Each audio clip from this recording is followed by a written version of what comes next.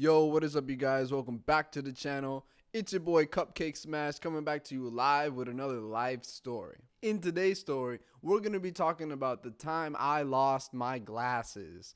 Now, not lost in the sense where I misplaced them and I couldn't find them, but we'll get to the reason why. They're not coming back anytime soon. So, this is a newer story. This happened January this year. And I believe it happened about a week or so after my birthday in January. My birthday is on the 11th. Flashback to a week after my birthday. I just turned 21 and I'm fiending to go to the bar, right?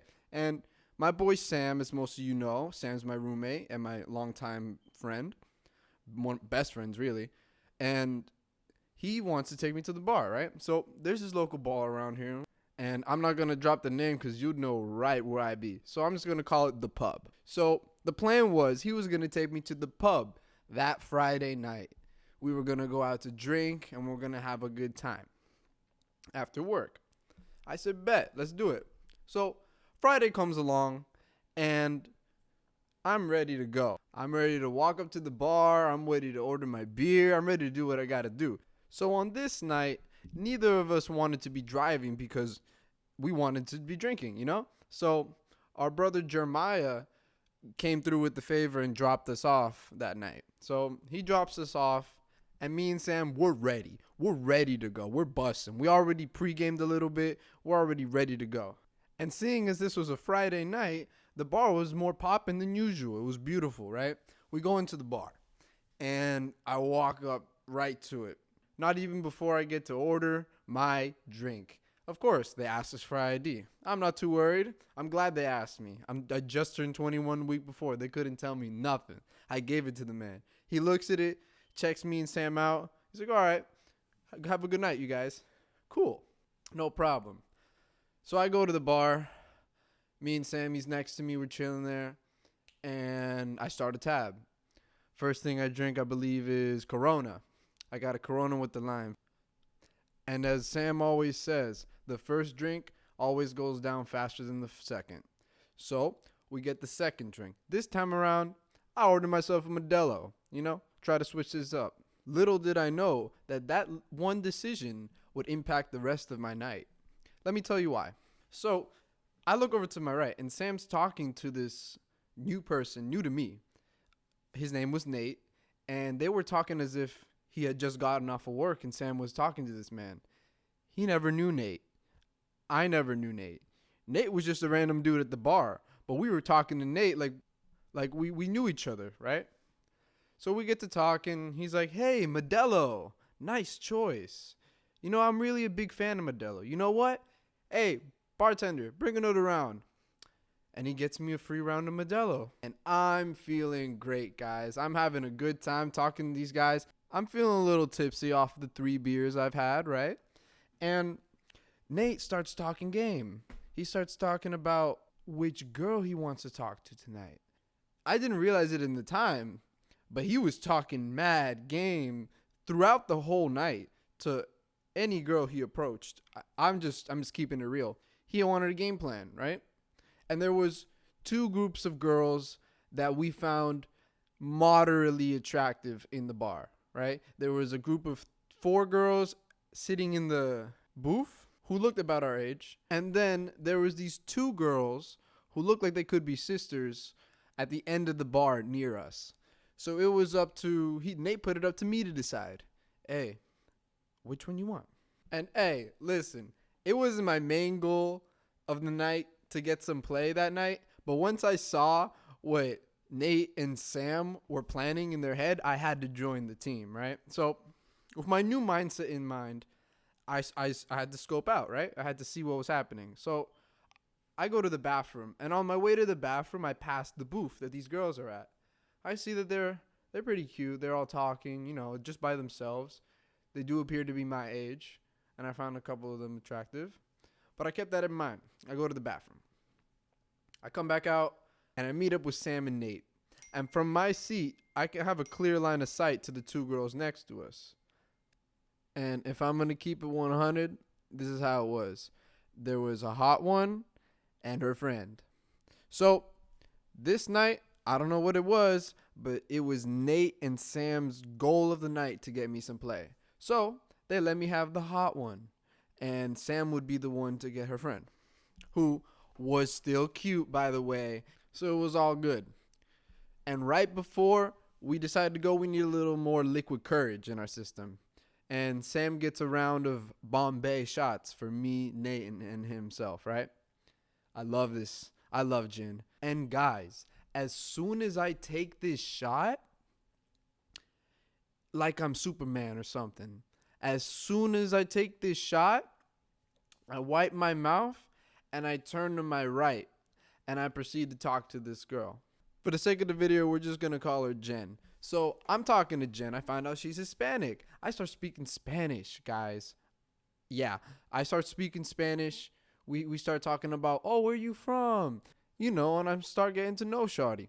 So as the night progresses, we move on over to play some pool. And guys, I love to play pool. Me and Sam used to watch our parents play all the time. I really do enjoy it. So we get our hands on the pool table. You know, we're showing off our skills. We're mingling. And the night's going good. I really think we would have had a good time if we would have stopped drinking there. No. The girls decided to order another round of rum chata shots. Yeah, rum chata. Fuck it, right? We're dealing with some Latinas here, guys. So we're at the bar once again, taking another shot, and I'm still conversing with this girl. I look over, and I see Sam macking on the friend. So I pay no two minds about that. I look at Nate. Nate's sipping on his Modelo's, you know, probably been sipping on the Modelo's, and he's having a good time, and I'm talking to Jen.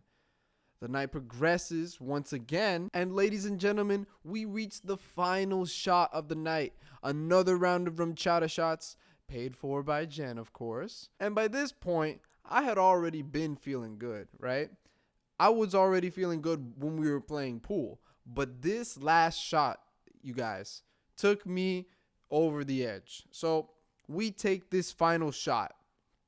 I'm feeling all right. I'm not feeling like I'm going to throw up or anything. I'm just feeling feeling all the drinks in me.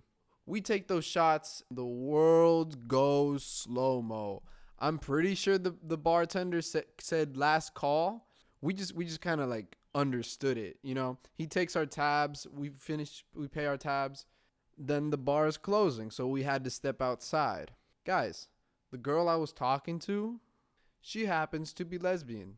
And yes, she told me. And yes, I was cool with it. But you know what? We had a good time. So we get to the outside of the bar. Everybody's having their own thing. And Sam's on his girl. I'm chilling with mine. We're vibing, having a good time. And their Uber comes through. And me and Sam are like, you leaving? You know you can come stay with us. You know, like a final shot in the dark. You know what I mean? Nah, they had to go. Which is cool. But you know, we shoot the shot and pick up the shells. Keep it moving. And by this point, we had already texted Jeremiah to come through. And we wait a couple minutes out there.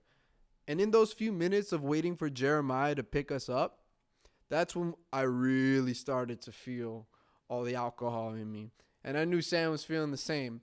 Not too long later, Jeremiah pulls up. He didn't live that far, you guys. He pulls up and picks us up. It was Jeremiah and my brother in the car, Chris. So they pick us up and we start driving, heading home. Guys, we're feeling it. I'm on my level, guys.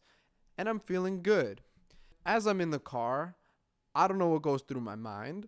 I decided to roll down the window and stick my head out the window because I wanted the breeze. I wanted that cool air on my face. Guys, I stick my head out the window. Not long after do I feel it.